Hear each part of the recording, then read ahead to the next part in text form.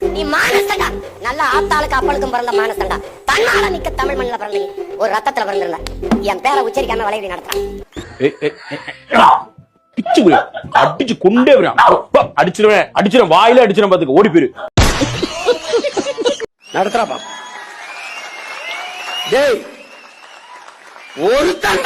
ஒருத்தன் மானமுள்ள வேண்டாம். நான் இவருதான் மானஸ்தன்.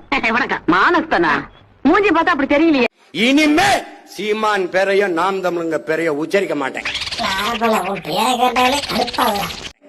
அதுல இருந்து வர்ற ஒத்த பைசா எனக்கு வேணாம்.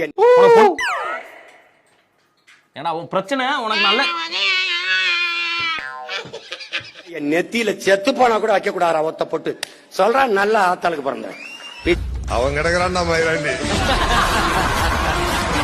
அஞ்சறிவு உள்ள மிருகத்தை ஆறறிவு உள்ள நாய் நீ அடிக்கிறியாடா? அது என்னடா பண்ணு பாவண்டாது. யோ ஏண்டா ஏன் இந்த கொசு தொல்லை தாங்க முடியலடா. எங்க போனாலும் பின்தொடர்ந்தே வருது. ஏன் நாயினா மட்டும் ஏன் இப்படி வெறி பிடிச்ச மாதிரி திரியுறீங்க? யாரா நீ? இவர தெரியல. இவர தெரியல. நான் டாக் லவர். இந்த ஊருக்கே இந்த நாய் தான்டா பாதுகாப்பு. இந்த நாய்க்கு நான் பாதுகாப்பு. எடுத்து விட்டு பையன் கூட யதார்த்தமா பழகிறான்னு நினைச்சோம். ரெண்டு பேரும் ஜோடி போட்டு ஊரு சுத்திட்டு வராங்க. நீருக்கு ஓட்டுல தண்ணீரை குடிக்கிற நாய உனக்கு ஓட்டுருக்கல நாய. அதுக்குதான் நாய.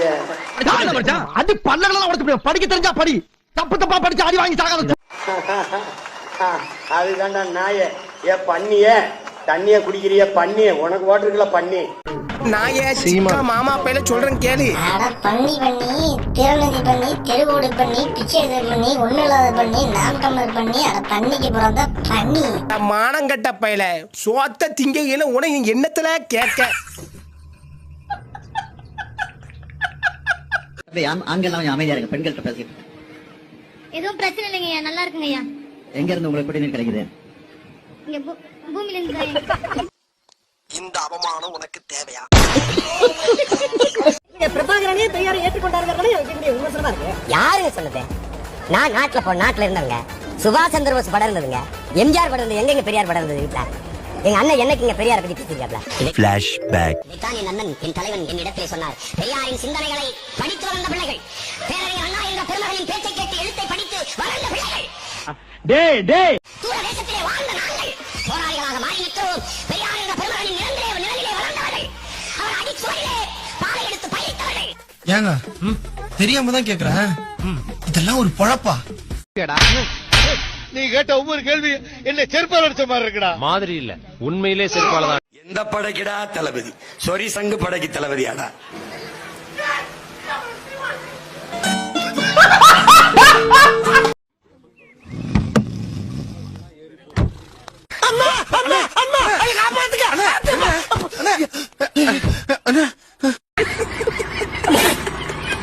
சீமான் அடிக்கடி சொல்லுவாரு, இந்த மண் என் கையில சிக்குச்சுன்னா நீங்க எல்லாம் செத்தீங்கன்னு சொல்லுவாரு. 2026 இந்த மண் அவர் கையில சிக்குமா? 2026 3026 இருந்தாலும் எந்த ஜாமானுக்கும் எந்த மண்ணும் சிக்காது. எதிர்கட்சிக்காரரை பார்த்து கேட்கிறேன். நேத்து வந்தவெல்லாம் முதலமைச்சர் ஆகணும்னு கனவு காண்றான்னு சொல்றீங்க. அரசியல் நடத்துறியா அராஜகம் நடத்துறியா? அரசியல் மட்டும் நடத்திருந்தா ஏன் அப்படி நடக்குது? அது நடக்கவே நடக்காதுன்னு சொல்றீங்க. என்ன பண்ண கட்சிக்காரன்? என்னையா தப்பு பண்ணா? அப்புறம் எங்க எந்த கட்சிக்கும் இல்லாத நெருக்கடியை தமிழக வெற்றி கழகத்துக்கு மட்டும் போட்டுக்கிட்டே இருக்கீங்க. நெருக்கடி கொடுத்தா தான் ஏதாவது பண்ண முடியும் நினைப்பாங்க போல. ஆனா அடிச்சாலும் பரவாயில்லையா? போன வர சின்ன பையன் விட்டு இவனை அடிச்சு பழைக்கணும் வேற ரசிக்கப்பட்டிருக்கீங்க நீங்க.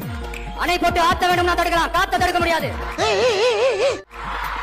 வேணாம், எங்க கிட்ட வேணாம். அடிக்கடி அரசியல் எங்களுக்கு பண்ண தெரியும். ஆனா நாங்க காட்ட மாட்டோம், காட்ட தெரியாது எங்களுக்கு. அதையும் மீறி தடுக்கணும்னு நினைச்சீங்கன்னா சாதாரணமா இருக்கிற காத்து சூறாவளியா மாறும். ஏன் சக்தி மிக்க புயலா கூட மாறும். என் கட்சி தொண்டரின் காலில் இருக்க துண்டு வழியில ஒரு குண்டு மணியாக வரத்தாலும் சரி, எதிர்கட்சிக்காரன் தலை தோரணம் கட்டி தொங்கிவிடும் என்பதை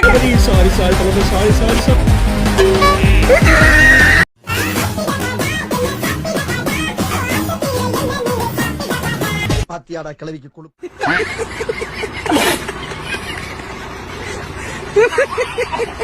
நாமம் போட்டா நல்லா நடிப்பேன்னு சொல்லிடா. நான் தலையா எங்க அம்மா பத்து கரபியோட வீட்டுக்காரன் வாய் சுத்தலே வந்துகிட்டு பெரியடா ரீசெண்டா நடந்துக்கா. ஆமா, இவர் ரொம்ப டீசெண்டா இருக்கிறாரு. நான் நினைச்சேன் காவ ஓட்டல கஞ்சா அடிக்கிற மாதிரி இருக்கிற கால்.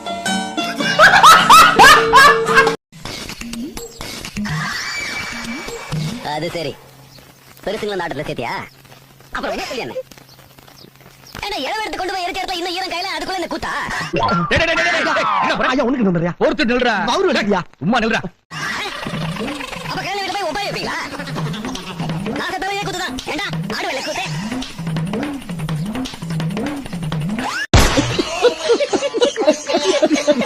காந்த கண்ணி விதிக்கலாமா ஸ்டார்ட் மியூசிக்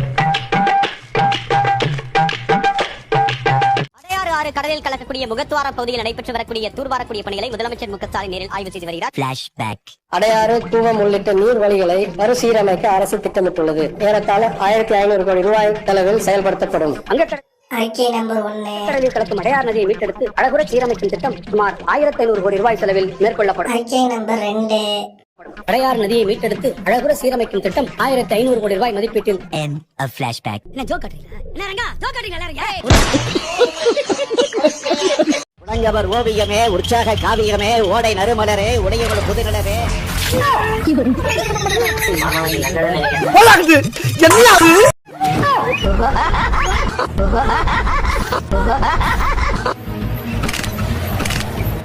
தளபதி தளபதி தளபதி என்னாச்சு? ஐயோ அது வந்துங்க மத்திய அரசாங்கம் கையில இருக்குங்க. அப்போ உங்களால நீ கேள்வி ரத்து பண்ண முடியாது. அப்போ எதுக்கு போய் சொன்னீங்க? என்னது? அதை தவிர எல்லா வாக்குறுதிகளையும் நம்ம ஆட்சியில் நிறைவேற்றியாச்சுங்க. அப்போ இளைஞர்களின் வேலை வாய்ப்பு என்னங்க ஆச்சு? அது பார்த்து பண்ணிக்கலாங்க. சரிங்க உங்களை நம்புறேன். வச்சுட்டுங்களா? வேலை வாய்ப்பா அப்படின்னா என்ன? போன புறம்போக்கு பசங்களா, நீங்க ஓட்டு போட்டு ஜெயிக்க வச்சா அவங்களுக்கு நல்லது பண்ணிடணுமா? ஓட்டு காசு வாங்கிட்டு எங்கடா போச்சு உங்க புத்தி? போடா.